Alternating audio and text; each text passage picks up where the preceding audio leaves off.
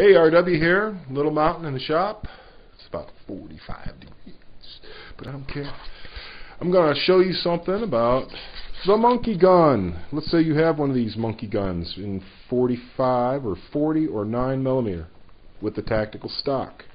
You may have noticed that there's kind of a limited amount of rail space. That looks like a lot of rail space until you realize you've got nubs and bumps and gaps. And then maybe you tried to mount some of your devices on there and you realize, wow, this is Weaver spacing with narrow slots. So you get out a round file so you can make room for that big bolt, or you change out your big bolt with a wimpy little bolt so that it'll go through there. And maybe that didn't satisfy you. Or maybe you had your optic mounted far forward so you had good, QCB type action. You could look around it, keep aware of your situational awareness, that sort of thing. And then you realize, wow, anytime that this stock flexes with a bipod or a vertical grip, it makes the whole rail twist. Wow, this doesn't have a lot of torsional rigidity. So, what can we do to improve that? Well, you get this full-length, lovely rail made by Hart Tool. You can get them on eBay. I think it's about $68.50. And this thing is got a big cross-section. It's got a lot of torsional rigidity. And it replaces the cam lock, okay, which you remove by pushing out this pin, pushing out that black metal part, with a real bolt. Yay. So now you have created a much stronger connection between the front and the back of your stock. And this is the whippy part of the stock. This is the part that wants to twist. So, how does that fit? Look at that, man. It's got perfect milled detents that just slap right on there if my fingers will do the right thing. And you can see that lines it up perfectly like it's supposed to be.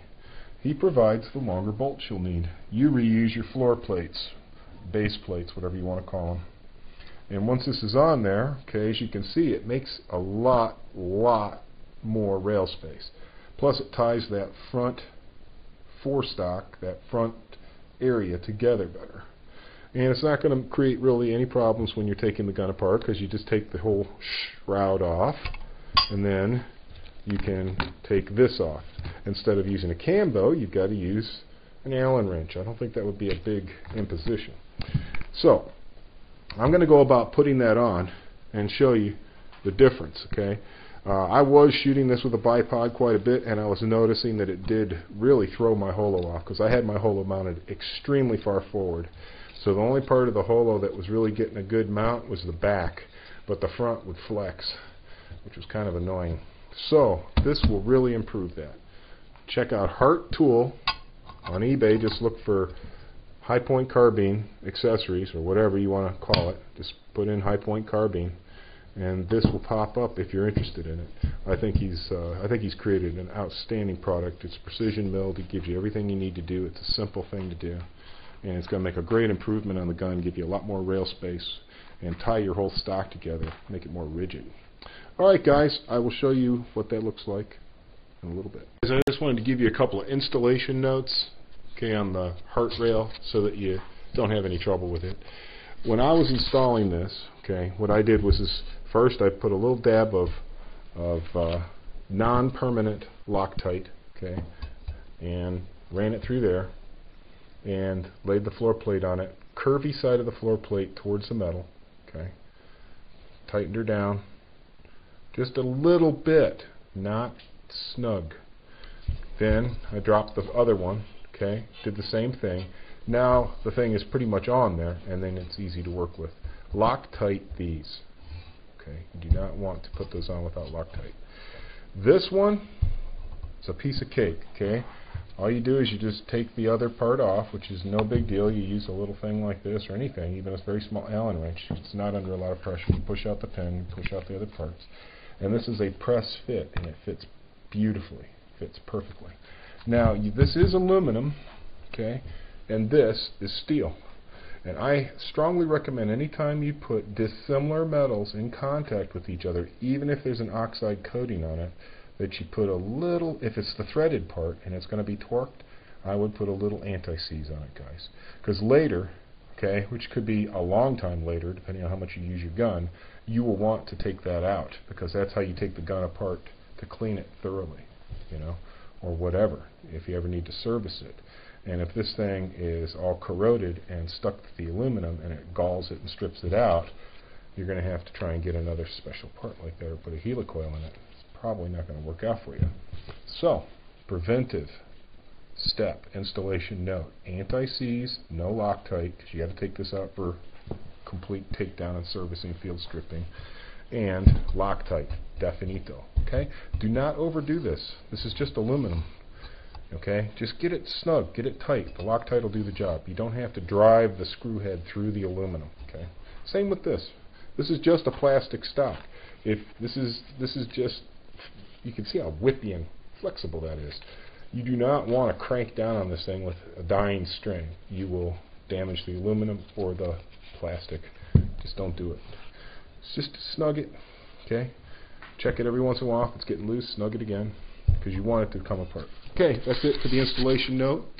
I'm going to put this thing together and show you a shiny monkey gun, man. Guys, when your Hart Tool full-length Picatinny rail is installed, it should look like that.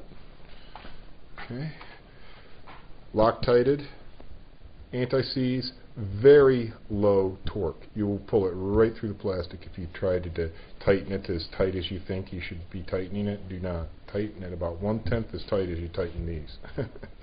Take it easy on that. And as you can see, it extends past the receiver shroud, and it goes all the way up to the front, and it follows this angle very nicely. Now you can spray this with aluminahide, which comes from Brunel's. Just Google it. Okay, and then you could have it any color you want.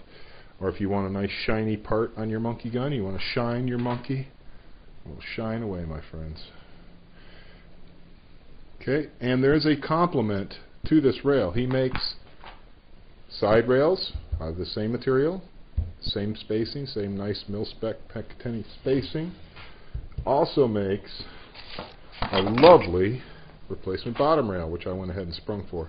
I'm not big on, you know, cup holders and you know, golf ball washers and stuff hanging off the side of the gun. I just want to be able to mount a bipod and a laser, and maybe an angle foregrip to give myself some better shooting control.